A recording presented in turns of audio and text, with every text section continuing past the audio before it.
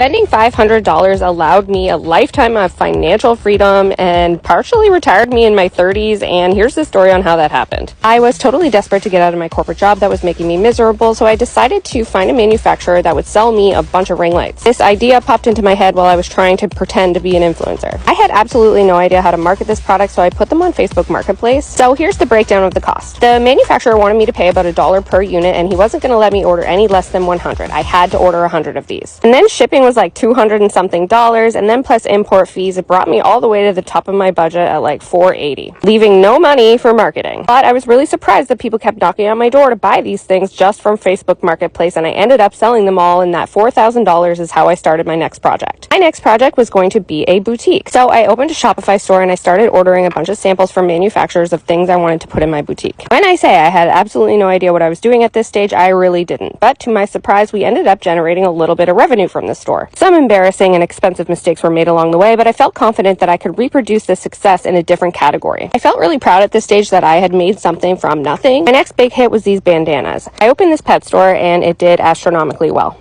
I finally had a grasp on marketing at this stage, and so it was time to reproduce this in another category. My next venture was minimalist baby clothing, and by taking everything I've learned about marketing up until this point, this one was a hit too. It wasn't before long that one of my competitors offered me a number I could not refuse, and I sold all my stores. Except two. Use the proceeds and the profit from those stores to buy apartment buildings. And I also invest in dividend-paying ETFs. I don't have to work if I don't want to anymore. But I still like to build and sell stores. I'm still obsessed with marketing, and I really like helping people build the life of their dreams. But my biggest and most important job these days is staying present with my children. I'll be forever grateful I was bold enough to believe in myself. You can do this